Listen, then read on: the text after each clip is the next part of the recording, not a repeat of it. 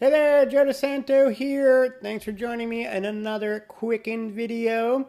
In this one, I'm going to walk you through categories and talk to you about why they are so important and sort of like, the foundational element of Quicken and how they translate into reports and also how you can edit them, set them up, and a whole bunch of things about categories. So if you've been trying to figure out categories, this is the video for you. I will see you in there. I'm already in here. It was that quick. All right, so I got Quicken. This is Quicken Classic for Windows, by the way. Excuse me, itching my eye. Everything I talk about in here is fairly relevant to Quicken for Mac. Quicken Classic for Mac. It looks a little bit different, but most of it sort of applies. I'll let you know if a few things don't. But okay, first thing I want to talk about with categories is I want to show you one, where the list of categories is, so you can see that, and we can eventually talk about how to customize and edit categories. Again, you go to Tools and you go to Category List. So this here is all the categories that I have in Quicken, and I might even have some hidden, so you can hide them here, and then of course turn that off and see less if you want.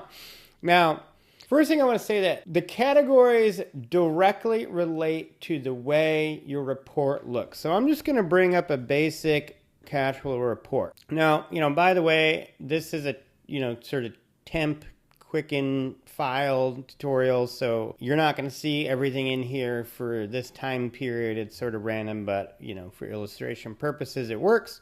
So basically what happens here is you download your transactions into Quicken, if you haven't figured this out, and as you categorize them, you assign a category to your transactions, and this category list is completely mirrors what we're looking at here in this kind of master behind the scenes list.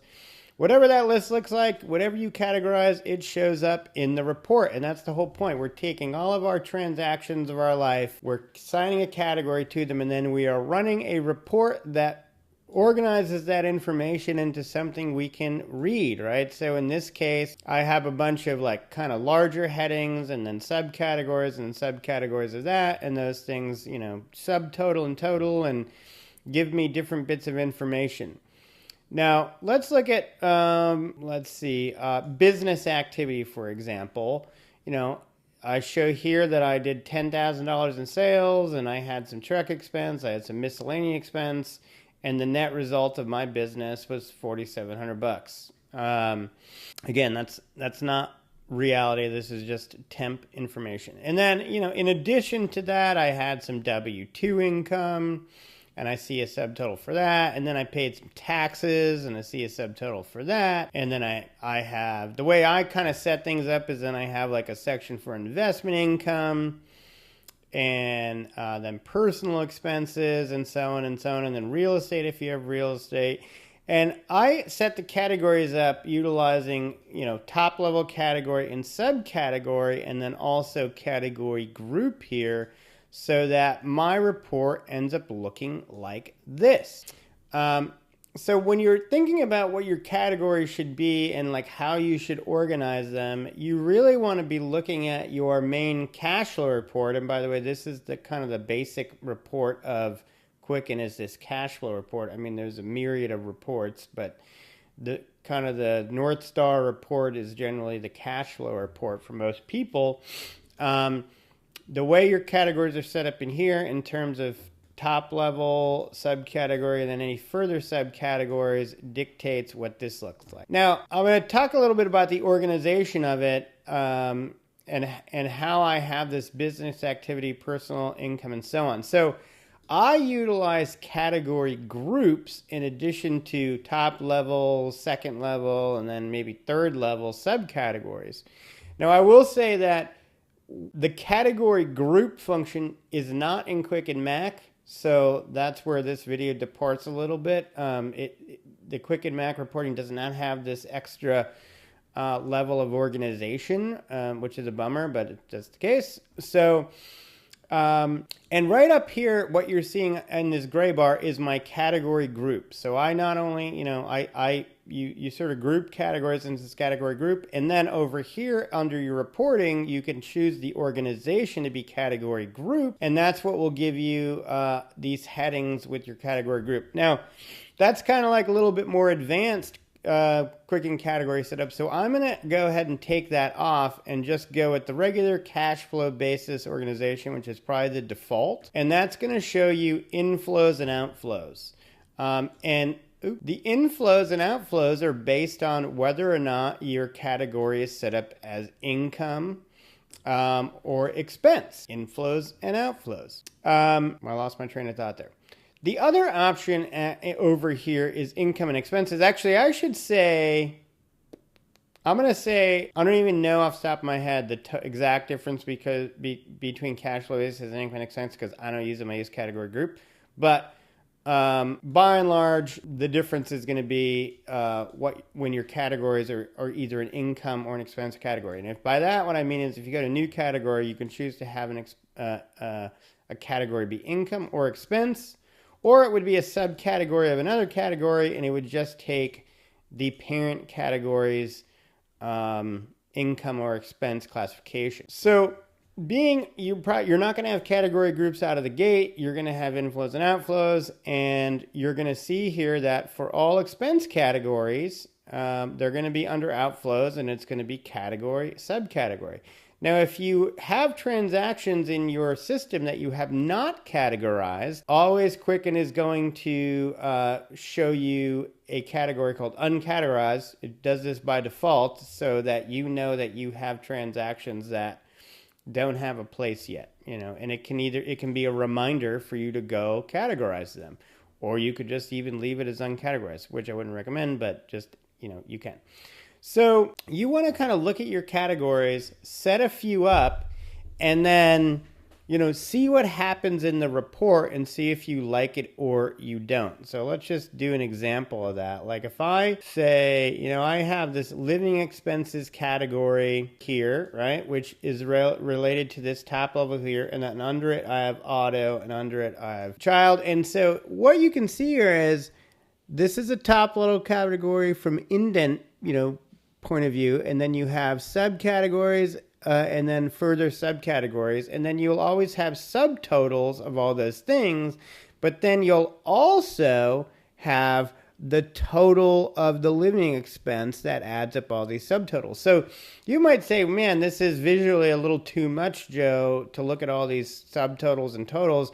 I don't want to have that many subcategories. I just want to have one level, You can do that. So if we say, let's just instead of having auto expense, right, and then auto payment and all this, what if I took auto expense here and I edited it and I made it just a subcategory of living expenses, and you come out a report, you're going to see that you now have auto payment just under living expenses. It doesn't have, it's moved up a level. Now, I've organized my categories over the years to make sense for my brain, and for a lot of people who watch my videos, they always say, hey, I really like your categories. I want to set them up like that. And so I created a template you can buy to start off Quicken with, and it has all my categories all set up the way I have them set up.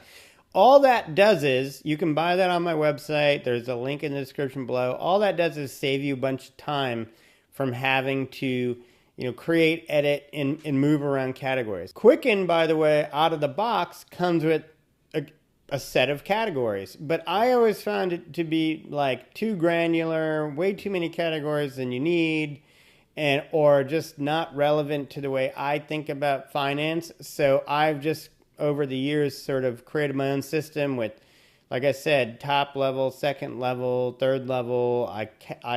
I'll capitalize certain things to make it easier to read. And then, of course, I use the category groups as well so that I can further break things down by heading and also order the categories in the way that I want the information to sort of be displayed chronologically. So I recommend, at the beginning, if you don't use my template, if you don't want to buy that and save yourself the time, and you just use Quicken out of the box, use their categories, categorize all your stuff using them, and then see what the report looks like. And if you're like, hey, I think I want it to look this way or that way, you start playing with them. Now, if you have stuff, the cool thing is once you've categorized things, that's okay. Like you can edit the category name and it applies to everything. You can actually right click and merge your category with another category if you want to combine two things together. You might like Quicken out of the gate will give you restaurants, fast food, coffee shops, all these things, and you might just merge all those together into be restaurants, for example. So as you're thinking about your categories, always be looking at your cash flow report and deciding, do I like the way the report looks now that I've made this change? So, you can see with my categories, I've grouped things into things that are kind of make sense for me. So you can, as you're watching this, zoom in here, look at my categories and emulate them if you like. You can just start, either making new ones. You can right click and edit ones that exist. You can move them from one area to another and so on. Now, a couple more things I want to mention about the categories. The categories have the category group area. You're going to see out of the box that Quicken puts categories into a group, but it's really weird. You're going to see this category group and you're going to go to here and you're going to try to go on category group, and this option will not be here. I don't know why that is. It's just like a bad design on Quicken's part. What you have to do to get category groups turned on is you have to go over here, you have to go to assign category groups, and you have to create a single custom group. And once you do that and you put something in it, on your report, that category group thing is going to show up. And you're easily going to start to see, if I move this or that into a category group, and I'm utilizing the category group function of the report, I start to see things with these different headings on them. So that's one thing to look at. Category groups. Now, you're also going to see this tax line item. So if you were to right click on a category, there's going to be this tab here that allows you to assign it a tax form assignment, I guess you would say, assign an assignment. And the purpose of this is that Quicken was owned by Intuit. It's not owned by Intuit anymore. It's its own standalone company, but Intuit, which creates QuickBooks, used to have QuickBooks as the business software, Quicken as the personal software, but they also have TurboTax. And if you were to assign a tax line item to a category, an income or expense category that was relevant to taxes, like say mortgage interest deduction, you could use TurboTax and you could transmit all of your data from Quicken, inclusive of those tax line assignments, into TurboTax, and it would pick up all that info and fill out your tax return for you utilizing all these tax line item assignments. Now, I don't know if TurboTax will still accept that kind of metadata or not, because I don't use TurboTax. It may very well, but being, Intuit doesn't own Quicken anymore, I don't know if they discontinue that. But whether or not that's the case, Quicken also has a bunch of reports related to tax and your tax owed and what you helping do your own tax return by giving you reports that summarize information related to tax line items and what transactions you have categorized with those categories with said associated tax line items. So, and then also it has reports about what your tax your tax potential estimated tax still owed might be, and a bunch of things like that. Now, I don't utilize those reports myself. My tax return's pretty complicated with businesses and real estate and capital gains and all sorts of stuff, and it would be really hard for me to dial in Quicken to actually give an accurate report and information about taxes. So I don't really worry about the tax line item assignments. But if they were in there by default, I leave them in there, but I'm not making use of them because I'm not utilizing those tax reports. Now, I will be clear in saying that I do use the capital gains tax report, but it doesn't, not every tax report relies on a tax line item assignment. So, I mean, I could go a little bit further into the whole tax line item aspect of things, but it's probably its own video, and just wanted to give you some basic heads up info there. Wanted to let you know also that this description here doesn't really do anything. It's more just, a note, I guess you could say. So you could, just delete that and it wouldn't matter that much. Last thing I do want to say about the tax line item thing, though, if you have Quicken Personal, Home, and Business, and you are trying to utilize the business reports for cash flow, strictly the business report, Quicken will only pick up categories for the business-specific reports that have a tax line item associated with them from the Schedule C. It's kind of crazy that this is required, but for a long time, when I first started, I'd be running reports about my business, and I'd realize, wait, not every category is here. Not every category is here. Why? And it was because perhaps I created a new subcategory, and I didn't associate a tax line with it, and then that would inhibit it from showing up in this report.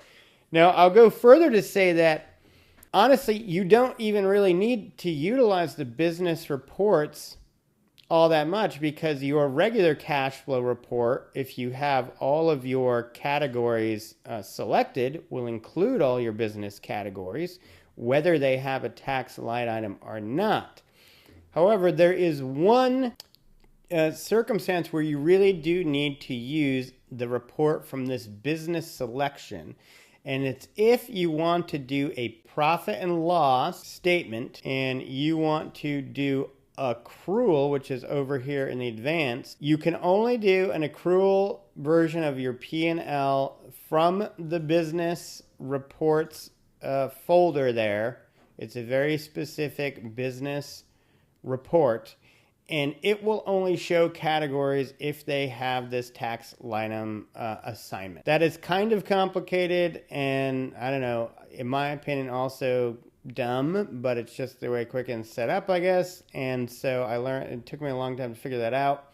Hopefully I saved you some time by saying that. I guess I'll finish the video by reiterating again. You can hide categories here, and if you don't have this button turned on, they will disappear. And it'll just make your category list a little bit shorter. The only thing is, if you hide categories in the category list, they will not show up here as an available category to use. So only hide them if you know you're never going to use them again. Now, if you hid them though, but you used them previously, if they're used previously, they will still show up here in your report. So don't worry about that. Here's a little, and over here, right here, this is a little way you can turn on the different columns of the menu in here. I don't know why these aren't on just by default, but the usage one is the only one that's off, and it is one that's kind of handy because it shows you if you're reorganizing your categories and so on. It quickly shows you if you have transactions in a category, and then you can click it, and you can go run full report and see the categories that are in there, and that ends up being kind of handy. The other last thing I'll mention here is you might have seen over here, you can have the option to recategorize as well, which brings up a recategorize dialog box, where then you can select a category and pick a new one if you want to move it, and you can do that in bulk. I'm going to say though that Quicken has two ways, it has multiple ways you can recategorize things, but this dialog box has kind of like a sister one called Find and Replace. Find and Replace does recategorization from category to category, but it also allows you to find categories from other things. So I always just use Find and Replace and don't even think recategorize, which is, I believe, under Tools, is even necessary in the system. I wish when you were on the category list and this happened, it brought you into find and replace, but it brings you into recategorize. You know, just to illustrate, I'm going to show you how similar they are. They look exactly the same, but here you can only find certain things with a category, whereas here you can look in almost every other field, including category. So if I went and, I don't know, let's see, we'll just pick this and we'll find, it finds everything in there, and then you can select and recategorize. So there you go. Categories are like kind of like one of the most fundamental things. That's what we're doing here is we're downloading transactions, putting categories on them, and then generating a report so we can see where we spend our money. The category is the where we spend our money. So super important. Definitely want to customize them to your needs and your brain and your interests and things that fit your life. And I would say that's probably going to be one of your first steps, you know, in Quicken. Download some transactions, use the categories Quicken gives you, run a report, and then say, do I like this? And you can over time start to customize. I customized categories for years. You know, you just say, hey, you know what? I don't like that category. I'm going to change it to this. I'm going to merge these two things together. That makes more sense, and it's easier to read. So hope that was helpful. Hopefully you get your categories all dialed in. Again, if you like my categories you see in the video and you haven't started using Quicken yet, you can go buy my category template for a couple $100 and probably save yourself a day's worth of time, you know, maybe over a series of many days, you know. There you go. I'll see you in the next video. Bye.